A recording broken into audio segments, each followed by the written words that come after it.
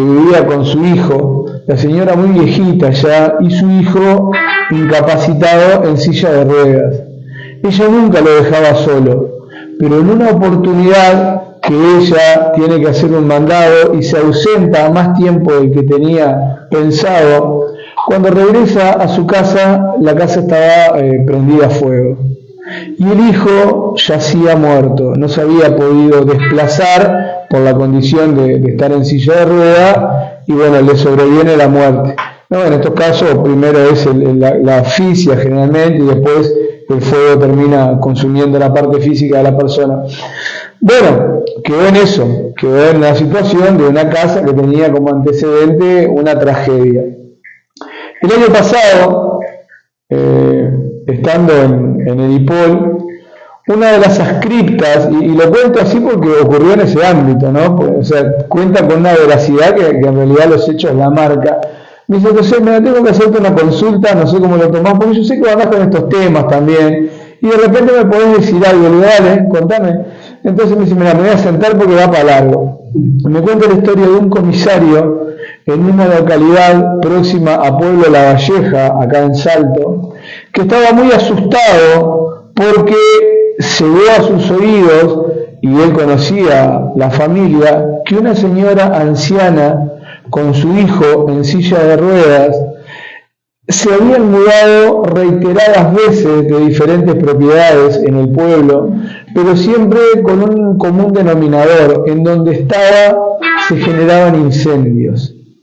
Y cuando dice esa palabra me dejó más receptivo y también me dio una especie de sacudón, si se quiere, porque me vino a la mente aquella viejita que había salido a hacer mandado y cuando regresa encuentra que su propiedad se había prendido fuego.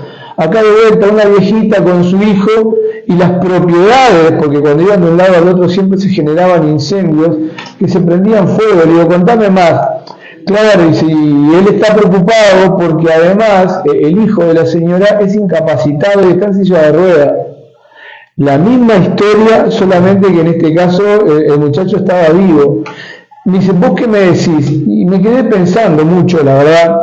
Y digo, mirá, antes de darte una respuesta, yo quiero hacer algunas consultas. Justo estábamos programando un viaje con gente que pertenece a la misión Rama, a la zona de la Zanja del Tigre. Digo, mira, me comentaron este hecho, yo creo que puede tener que ver con tal razón, no sé qué me decís.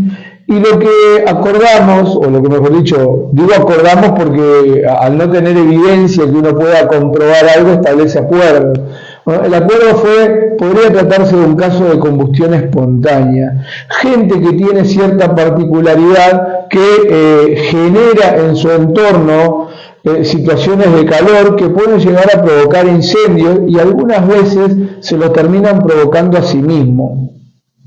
Hice otra consulta a gente que también estaba en el tema, era justo cuando había venido Sixto Paz a dar una charla acá, por lo tanto estaba muy a flor de piel algunos temas paranormales, y la otra persona me dice, sí, puede ser lo que te dijeron de combustión espontánea, pero está en otro tema. Hay personas que se comunican con entidades del bajo astral, que tienen ciertas condiciones físicas y que tienen ciertos vicios. Esos vicios los hacen permeables a que esos seres o entidades de bajo astral ingresen a su cuerpo. Entonces, esa permeabilidad que ellos generan por sus vicios, más algunas condiciones físicas con la presencia de estos seres de bajo astral, hace que generen esa combustión. Bueno, yo tenía dos elementos interesantes para darle la respuesta a esta compañera que estaba preocupada por lo que el comisario le había dicho, ¿no? Me voy a encontrar con esta gente, ya sé que ha pasado esto, no sé cómo reaccionar. Obviamente que no le dimos elementos del mundo material para resolver el tema, pero la curiosidad mía se amplió cuando llego a contarle esto, y ella, claro, desbordada por la situación, había comentado a otros, y había otra persona en el lugar que le estaba diciendo, mirá, yo supe de la historia de una mujer anciana con su hijo, que a cada lado que iba también ocurría lo mismo, pero no era en La Valleja, era en la zona de Paysandú.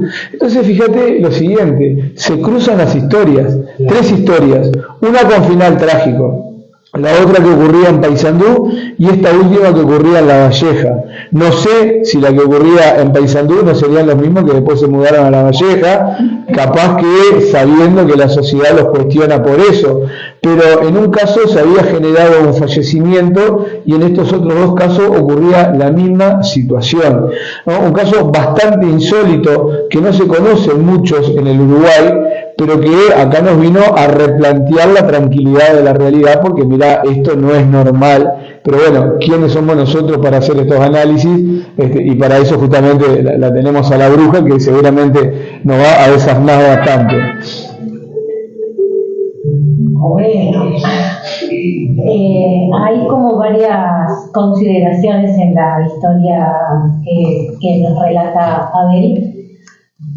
Y de alguna forma a nivel más global se conocen muchos casos de combustión espontánea que no tienen explicación. O sea, al día de hoy la ciencia no tiene una explicación certera de cómo se provoca ese incendio, porque en realidad no hay forma de que se eleve de tal manera la temperatura de una manera espontánea y que, bueno, el cuerpo se queme. Siempre tiene que haber, en principio desde la química, alguna sustancia que eleva la temperatura, porque se provoca una reacción llamada exotérmica, como por ejemplo cuando tenemos cal y le agregamos agua. Entonces, descartando todos elementos de algunas sustancias que estén presentes o que alguna de las personas manipulara esa sustancia mal manipulable y que de alguna manera eso llevara al incendio, o algunos casos que se conocen en la antigüedad de una mujer, por ejemplo, que se bañaba en brandy. Entonces, claro, de un día para otro apareció quemada. Sí, claro, estaría fumando y ella misma. O sea que descartando todo esto, podemos decir que hay algo que no tiene explicación. Una de las posibles explicaciones que le dieron a Abel es que esas personas estaban en contacto con algunas entidades de lo que se llama el bajo astral. Entonces cuando escuchamos bajo astral, ya nos imaginamos que sube un demonio y ese demonio está formando parte de la realidad de esa persona.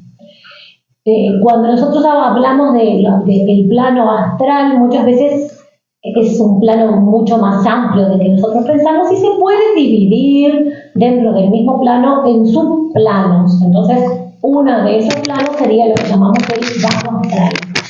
Ahora, bajo astral no indica que las energías o las entidades que estén ahí sean malas.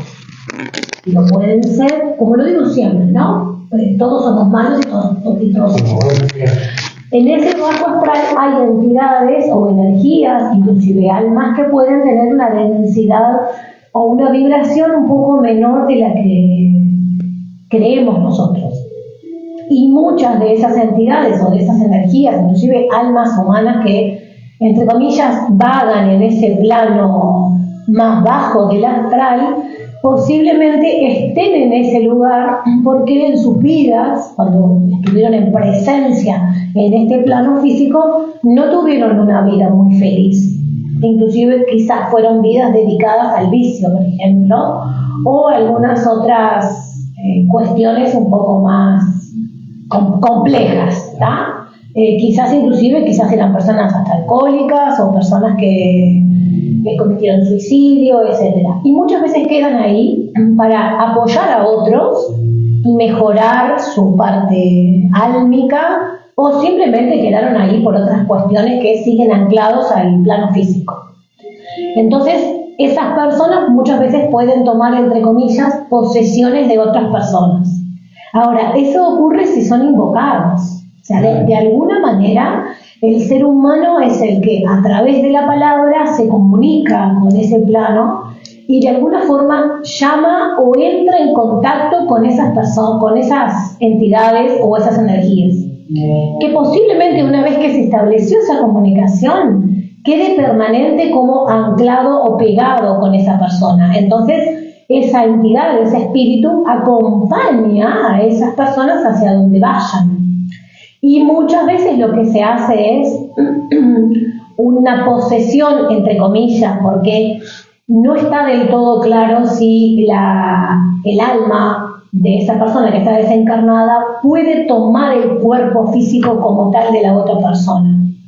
O sea, sí se habla de posesiones demoníacas cuando son energías, pero cuando se habla de, por ejemplo, los medium que pueden incorporar a otras energías, que es una forma de mediunidad, no implica que la energía de esa entidad esté posicionándose en el cuerpo permanente físico de la persona, sino que de alguna manera el campo áurico del medium o de la persona que se comunica queda expuesto y es como que se mezclaran los dos campos áuricos, el de la persona que no tiene cuerpo y el de la persona que tiene cuerpo. Y entonces la energía de esa persona puede sumarse a la energía del medium y el medium entonces puede hablar, pero el que está hablando en realidad es la entidad. Ahora, si el medium o la persona que está interaccionando con la entidad lleva una vida compleja y no ha hecho una purificación personal y de su propia alma para trabajar la mediunidad, muchas veces entonces es influenciado por algunas entidades que quizás estaban en una casa o fueron invocados y queda como pegoteado alimentándose energéticamente de esas personas. En ese alimento energético, que parece muy loco porque nosotros lo que hacemos es alimentarnos de comida, ¿verdad? Pero nuestra comida lo que nos da es energía, entonces pueden inducir a que esa persona consuma, por ejemplo, alcohol o consuma otro tipo de sustancias de las cuales la entidad absorbe la vibración de ese alcohol o de la sustancia que esté consumiendo. Si a esto le sumamos que muchas veces eso se hace en forma inconsciente, o sea, si la persona que es medium está consciente generalmente porque ha hecho un trabajo.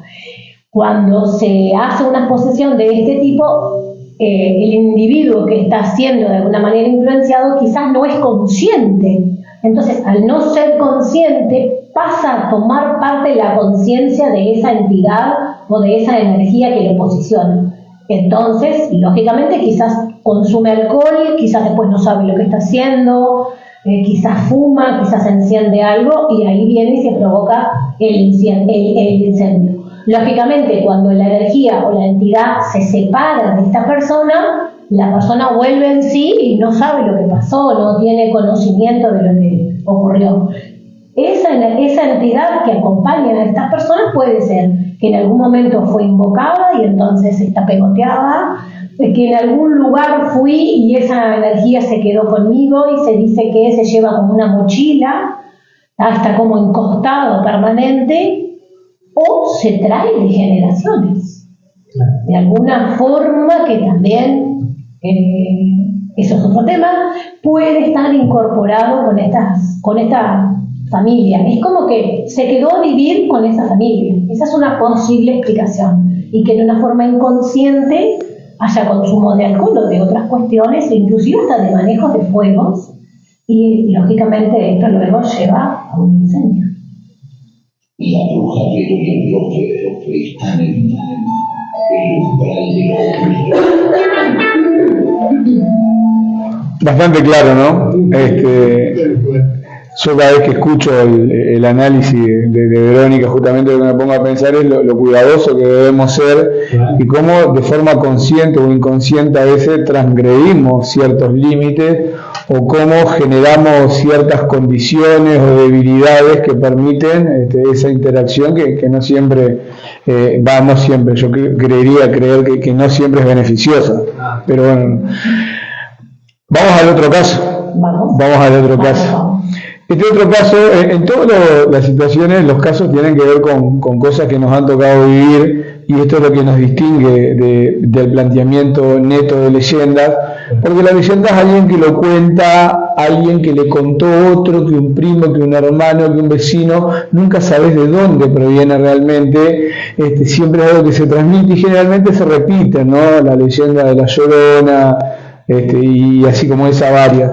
Pero en este caso se tratan de historias que le podríamos decir leyenda por ese componente ficticio de romper con la realidad, pero que quienes lo transmiten es gente que lo ha vivido y que se ha identificado. Hace un tiempo atrás tuvimos un encuentro en Pueblo Belén, un encuentro de moteros para despedir el año, eso fue en diciembre pasado.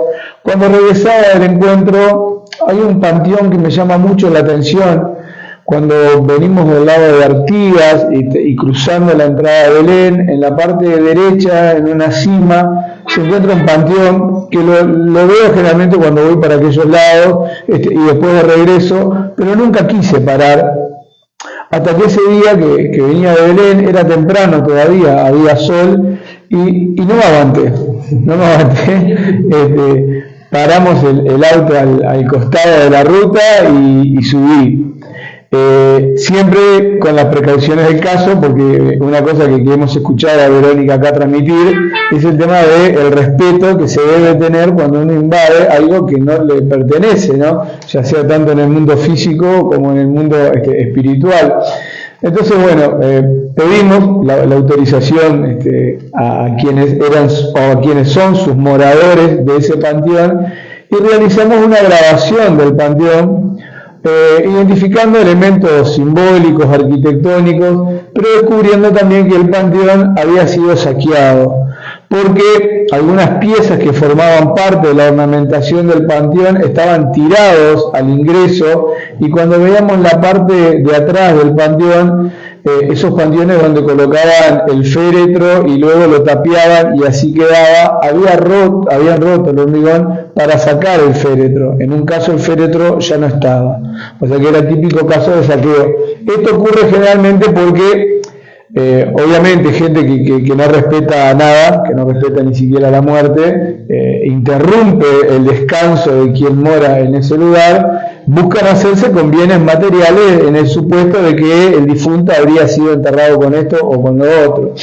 Bueno, después de realizar esa grabación, nos volvimos, subimos esa grabación para dar a conocer como elemento de divulgación, y tuvo una gran repercusión a nivel de redes, lo cual a mí me llamó la atención porque era una grabación que empezaba con el ascenso a la cima, por lo tanto vos no sabías de qué se iba a tratar, y cuando llega a captar el panteón, esto es después de un minuto prácticamente, porque también veníamos filmando el suelo y los alrededores, o sea que no había nada que de principio te captara la atención. Sin embargo, tuvo un montón de reproducciones, en TikTok, por ejemplo, estoy hablando de 25.000 reproducciones en un comienzo, lo cual es un disparate, o sea, al menos para nosotros que no somos TikTokers, ¿no? Claro, para TikTokers hablan de millones. Y bueno, mucha gente que empezó a interaccionar, que empezó a comunicarse, como se están comunicando algunos que hoy siguen el programa, Silvia Elena Arruguetti y Luisa García Rosa también, que de paso la saludamos, y la saludamos también por la condición de mamá, así que bueno, gracias por seguirnos. Gracias a Luis Seguridad y compañía, decirle a los que aflojen que me estoy asustando. Ahora se va a asustar, decirle, ahora te vas a asustar. Bueno, se comunica una persona a través de las redes sociales, en esa oportunidad de la visualización del video, a decirme: profesor, yo quiero, se presentó primero, no era una persona amiga en las redes, por lo tanto el mensaje aparece como alguien que solicita comunicarse, ningún problema. Me dice: profesor, yo quiero comunicarme con usted porque quiero saber si usted podría responderme alguna pregunta. Pero bueno, ¿cómo no? Y el planteamiento de ella era que la ayuda a encontrar el panteón donde moran una gran cantidad de familiares muertos, principalmente en edades muy tempranas, bebés o niños, ¿no? Y es difícil encontrar un panteón, y un panteón rural todavía. Claro, lo que esta persona vio fue la grabación del panteón, y seguramente cuando entró a YouTube vio que había otros panteones, otros lugares, entonces dijo: bueno, esta persona podría ser la indicada. Y esto es una cuestión que yo no meto al azar, yo acá meto al sincrodestino, que será algún tema que trataremos en otra oportunidad, porque creo que a veces las cosas se van siguiendo un patrón o un orden lógico, no lógico en realidad, pero que si vos lo mirás parece que fuera un plan armado para algo. Entonces digo, bueno, a ver, contame el apellido, la familia, la localidad, para tener elementos que nos permitan acercarnos. Y lo que me cuenta es que el inconveniente que tenía la familia de ellos es que un tatarabuelo muy mujeriego, tenía a su esposa cursando un embarazo, pero tuvo un amante en paralelo. Bueno, pues si no es en paralelo no es amante. Bueno, me mató la precisión ahí. En paralelo tenía otra relación con la que sería un amante, que también quedó embarazada. El hecho es que cuando él se entera, y sabiendo que sus dos mujeres, ¿no?, la oficial y la amante, estaban cursando un embarazo, por aquellas cuestiones de que qué va a decir la sociedad, y que si bien entre los hombres él quedaba como un padrillo, el tipo que tenía dos mujeres y estaba embarazada, él no quería que eso trascendiera, porque en la comunidad social iba a quedar mal visto. Le sugiere al amante que aborte, pero el amante se niega. El hecho es que por canales violentos la lleva a abortar, y la mujer aborta. Generalmente lo que pasaba en estos casos era que tu señora era, bueno, obviamente alguien que pertenecía a tu mismo extracto social, y el amante era una criada o alguien de subordinación, ¿no? Podía ser una cocinera, podía ser la que te ayudaba a limpiar o con la crianza de los gurises, se daba en esa condición. Por eso también que había que ocultarla, ¿no? Que no se enteraran, porque además, fíjate con quién engaña la esposa, ¿no?, según las tradiciones de la época. Bueno, el hecho es que una vez que el amante aborta, que el embarazo no llega a término, le echa una maldición y le dice: así como yo no pude ser madre, toda tu herencia está maldita. Y en eso quedó. Seguramente a esta persona le generó un temor en ese momento, y no contó esto a la familia hasta que, atormentado y habiéndose producido una serie de hechos consecutivos, correlativos, lo lleva a contar lo que le había pasado. ¿Qué fue lo que pasó? Bueno, el embarazo de su esposa no llegó a término, pero tampoco llegó a término prácticamente ninguno de los otros embarazos. Estamos hablando de un momento de finales del siglo XIX, principios del siglo XX, donde las familias llegaban a tener 14, 15 hijos, y donde muchos morían. En algunos casos, dice José Pedro Barrán en Historia de la sensibilidad bárbara, llegaba hasta morir la mitad de los hijos. O sea que hasta ahí estaba dentro de la normalidad. Pero el tema es que habían sobrevivido muy pocos, y los que sobrevivieron fueron mujeres, y solo uno que sobrevivió era varón. O sea que te das cuenta que sobrevivieron 3 o 4 de 15. Las mujeres tampoco pudieron tener hijos. Este varón sí tuvo familia. Los que llegaban a pasar la edad de la infancia, en el mejor de los casos, me contó, creo que 2 situaciones, habían muerto antes de los 50. O sea, morían también a una edad bastante temprana para lo que eran los parámetros del promedio de vida, que no estaba mucho más, 65, 70, pero era un promedio de vida más alto. Ahora, ¿qué pasó? Uno de estos varones que logró sobrevivir tenía un almacén en la zona este, un boliche, junto con su esposa y con su hija, y un día protagonizan un altercado con alguien que tenía una relación comercial con ellos. Va al almacén, discuten y lo matan a balazos. Cuando la persona esta me contó toda la historia, que yo desde un primer momento partí de creer, ya era tanto el relato de desgracias sucesivas que no digo que me permití dudar, pero que le pregunté si tenía algún elemento que pudiera corroborar alguna cosa por lo menos. Porque ¿qué pasa? Yo soy profesor de historia, de metodología de investigación, y te sale esa parte científica, ¿no? Porque te traiciona como la debe traicionar a la bruja con la química. Y te traiciona y terminás siendo contradictorio con vos mismo, porque adherís a ciertas creencias, pero esa parte profesional te traiciona. Entonces le dice... Justamente la profesión muestra la realidad. Exacto. Yo en esta hora no puedo hablar de estas cosas, de ninguna manera. Y bueno, entonces se me escapó y le pregunté, ¿tendrás algún elemento que pudiera corroborar? Y yo esperaba tal vez alguna noticia de un diario o algo, pero me mostró, porque estas personas ya fueron enterradas en la ciudad, no en el campo, la lápida de los tres, del padre, de la esposa y de la hija, y la fecha en la cual ella me dijo que había ocurrido el hecho, que estaba también en las lápidas.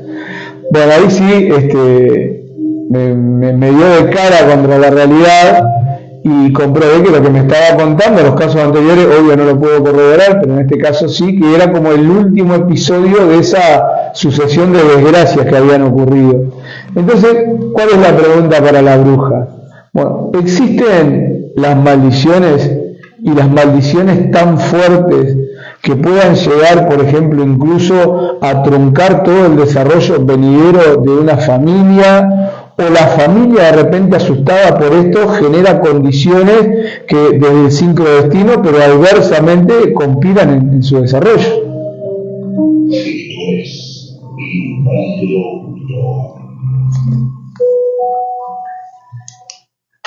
Creo que es un poco de todo lo que dijiste último, Abel. Primero que nada hay que recordar que toda acción tiene su reacción.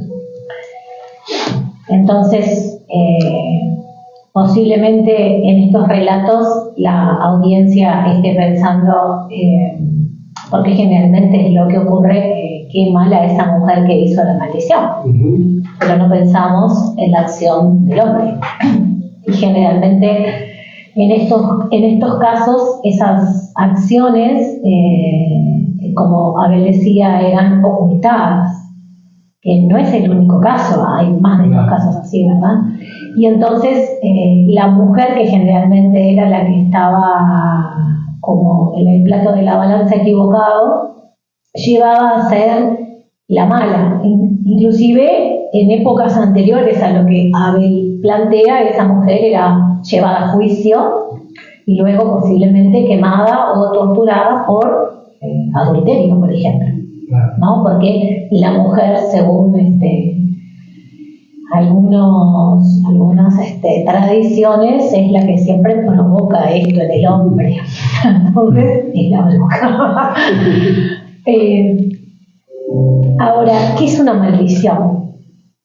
Generalmente cuando pensamos en la palabra maldición, que tiene que ver con maldecir, o sea que si me voy a la etimología de la palabra estoy diciendo cosas malas, maldigo, no va asociado a una persona de las artes mágicas.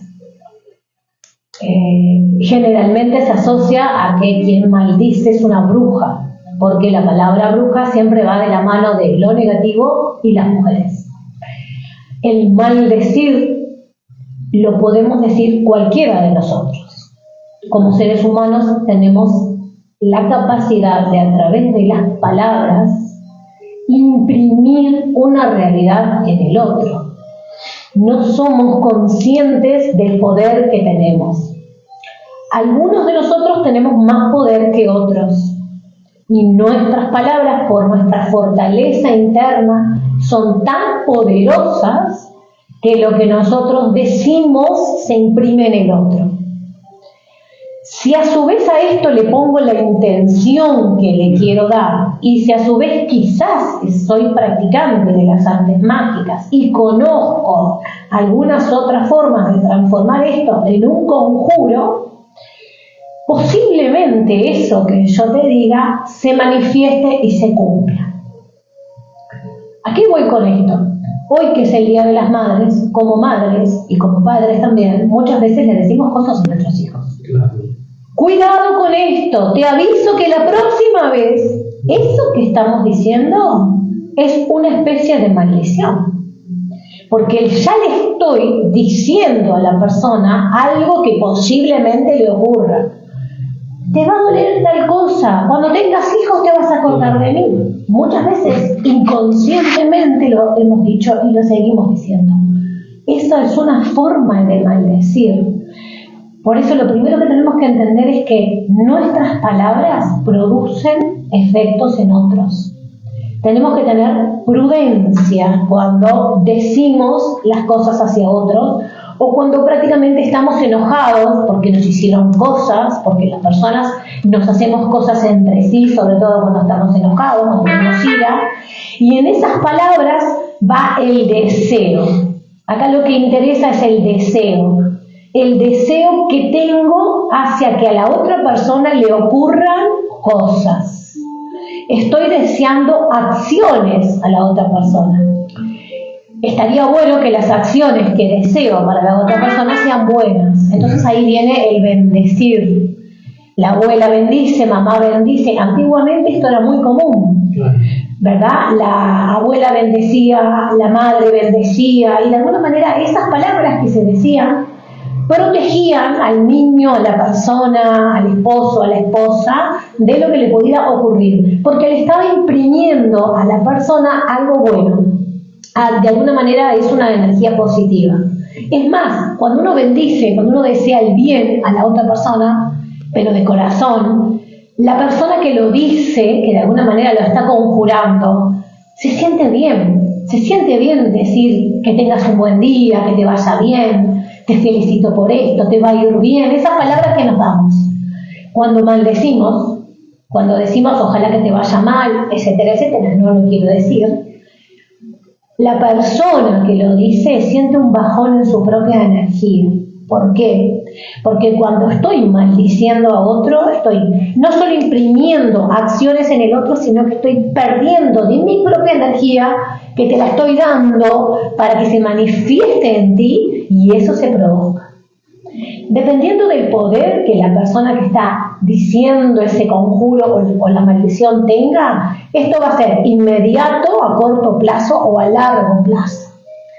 Si además esa persona, hombre o mujer que haya conjurado la maldición, lo hizo de forma consciente, no solo por su propio poder, sino quizás hasta llamó energías, invocó entidades, utilizó símbolos, prendió velas y todo lo que puedo agregar a un ritual de conjuración, posiblemente esto se transmita en generaciones y generaciones, descartando que haya alguna enfermedad genética y no haya ninguna explicación, que con la seriedad de Abel y sus investigaciones considero que no hay explicación en este sentido. Posiblemente ese deseo, ese accionar de esa persona que le mataron el hijo, haya deseado que los hijos subsiguientes de esa persona también fallecieran. Y fue lo que logró. Entonces acá vamos a el poder que tiene la palabra del ser humano de crear o destruir. Si encima esto está dicho por una mujer, más que por un hombre, yo ya lo he dicho esto, la mujer tenemos la capacidad de dar vida y también de quitar la vida. Damos vida y damos muerte, más que el hombre.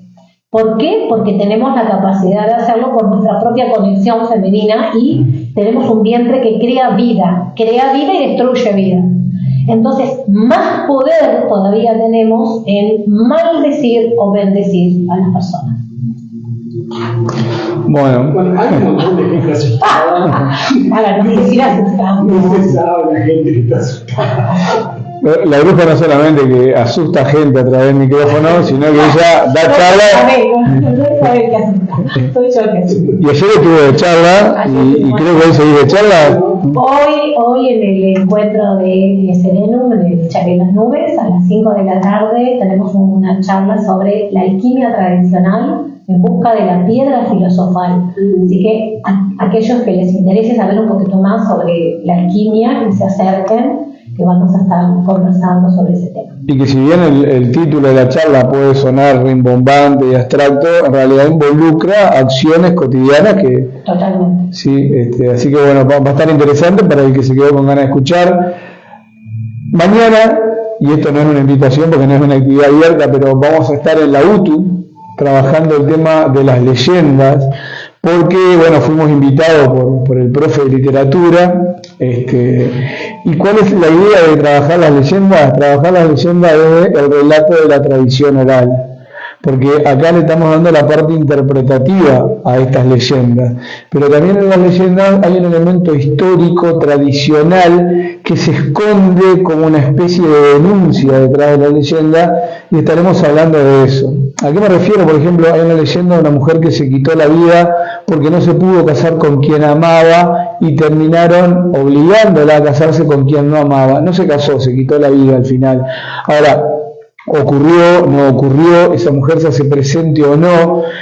Ahora, ¿cuál es la denuncia que hay? La denuncia es que si vos amás a alguien, pero esa persona no es de tu condición económica y social, vas a recibir el cuestionamiento.